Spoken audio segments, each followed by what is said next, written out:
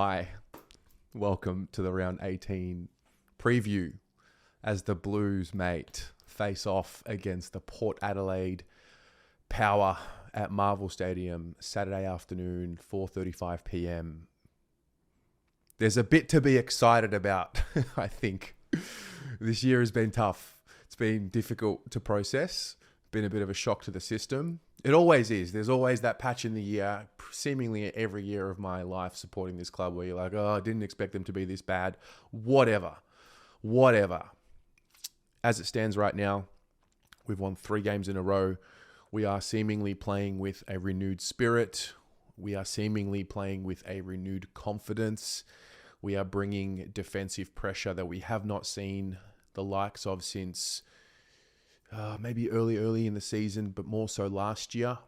We are seeing that overlap running, that selflessness, that connection, that powerful brand of football for the past 3 games. And now we get to put it against one of the best teams of 2023, if not the best. I think Port Adelaide and Collingwood have put themselves clearly above the rest of the competition. And, you know, it's great. It's a relief to be excited again about something. It was only 4-5 weeks ago, you know, the rhetoric, blow it up, nuke it, sack him, trade him. It's amazing. We are the best. I fucking love the Carlton supporters. We are just the best. We care so much. We're so passionate. We care so deeply. And we just want to win. We just want success. We want it now. And patience is worn thin, and rightly or wrongly, it is what it is. This is what happens when you play or represent the Carlton Football Club. There comes expectation. So, irrespective, what a challenge this week. Port Adelaide have won 13 games in a row. After starting the season a little slowly, question marks came out. Every year they do. They question Ken Hinkley. I don't dive deep into the Port Adelaide forum, so I don't know what the rhetoric is around, you know, keep him, sack him. I'm not sure, but there was a bit of a question mark over him, as there is every year.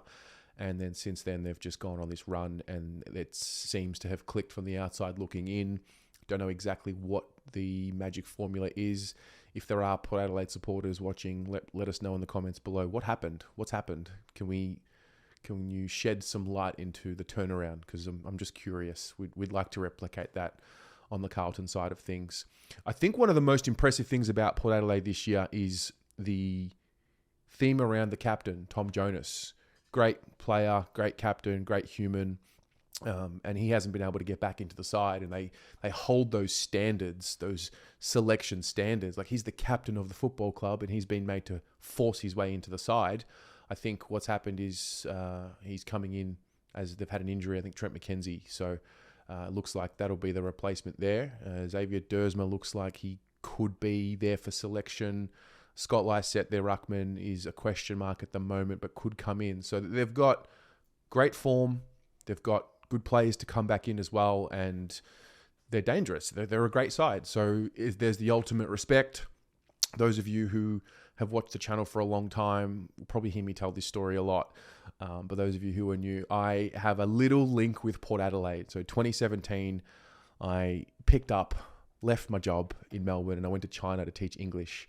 And through a series of fortunate events, as happens when you're traveling, right place, right time, I got connected with the company that was organising the AFL game, and they got me to volunteer and help out with Port Adelaide and just basically follow them around, and just if they needed anything, I was there. The title was Fixer. They didn't really need anything at all. Great club. They organise everything themselves. And so I got to meet the Port Adelaide Football Club, sit on the team bus. 2017, 18 and 19, I was going back to Shanghai and doing that. So it's a really unique experience, and one that really opened my eyes up to what's possible in a sporting sense, in a life sense, in a travel sense. And I think through that experience, I got to learn a bit about the standards and what makes good culture and what makes good people. They've got really, really, really top-line people at the top. Keith Thomas was a really impressive figure at the time. I'll never forget some of the little comments that he was making around making sure that everyone carries himself in a manner that is aligned with, you know, the club and its values. And The players, respectful. And I remember Vossi was coaching as an assistant coach at the time there. And I tell this story every single time I bring this up. I'll never forget this moment. It was after training. We're at Jiangwan Stadium in Shanghai. Training had finished. And he was doing this drill with Dersma, Butters, and Rosie, who at the time were really new into the league. This was 2019. This was the final year that I was there. And I'll never forget just the way they were interacting with him. It was just a simple drill. There wasn't anything magical happening, but I remember it grabbing my attention.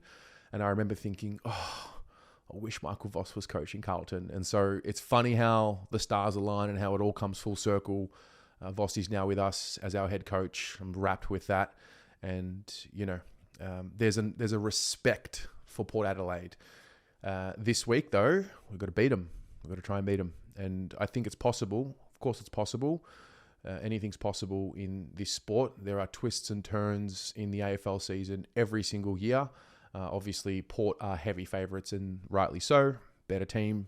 There's no doubting that they're the better team this year than us. So we put that to one side, and then we just hope. Now, I get sucked into ladder predictors. We did it last Saturday. We look ahead. But really, it's just all about Saturday afternoon, just one game at a time. And I think, for the first time in a long time this season, I'm really excited for the game, and I'm really excited for the atmosphere. I think the last 3 games have brought with it a bit more hope. We're back in the hunt. We're back in the mix to be a feature in the finals series. And, with that comes a bit of excitement and a bit of hope. And so I would feel like there's going to be an electric atmosphere this week. And I think all of a sudden it's kind of like the fans, you've been called up, you've been summoned. We need you this week. I sense that, we're going to need every little ounce of energy that we can get from anywhere to beat Port Adelaide, let alone compete with them. And so I'm kind of forecasting a really electric atmosphere on Saturday. I think I can sense the build up amongst all of us, the messages I've seen, the comments on Instagram and everywhere. I can sense it, and I feel it myself. And oh man, I just can't wait to be there and just soak it up and absorb it.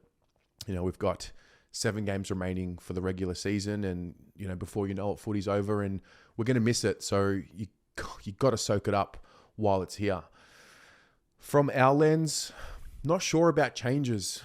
Matt Kennedy obviously hurt his knee. It was an MCL sprain, high grade. So he's going to be out for about 6 weeks, give or take. Thankfully, it's not an ACL injury. To be honest with you, I'm just thinking George Hewitt.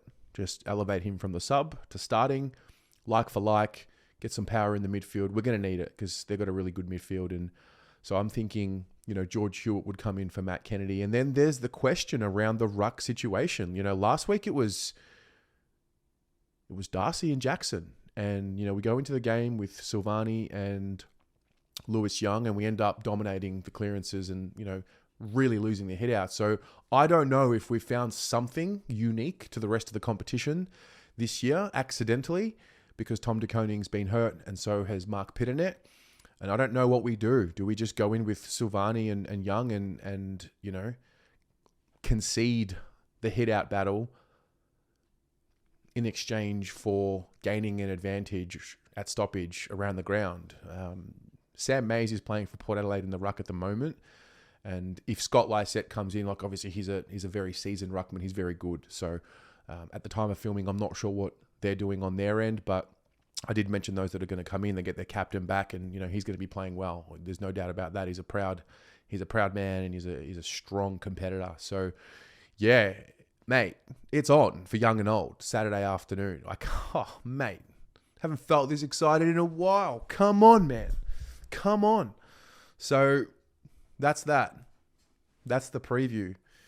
I'm going to get there nice and early and soak it all up. I've already got that. When you go early, so you don't feel that anxiety of being late. I'm already feeling that anxiety of being late right now, and it's Wednesday afternoon. So yeah, it's just good to feel good again. It's good to be excited again, and win or lose, I think as long as we bring that application to the contest that we've been bringing, the last 3 weeks, it will challenge sides and it will force Port Adelaide to really have to bring their best to beat us.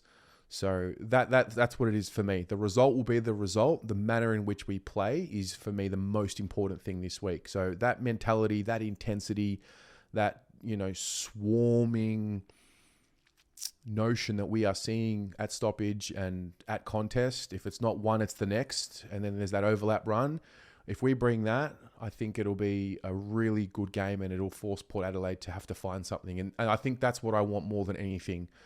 Force Port Adelaide to absolutely bring their best if they are to beat us, But Jacob Weitering plays his 150th game this Saturday, which I saw the notification early in the week, and it hits you in the face. Time goes so quickly, seemingly. The season to season, week to week, round to round drags on. But before you know it, Jacob Weitering is now in that second half of his career, final third. I don't know how you see it.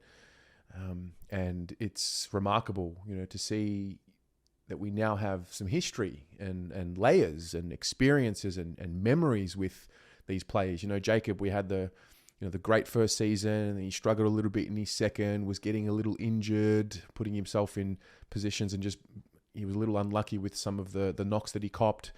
Lost a bit of confidence, a bit of form, went forward, went back. He's gone through a range of different experiences. I remember he played in the VFL 1 week to get some confidence, played against Frankston, dominated, and then never featured in the VFL again.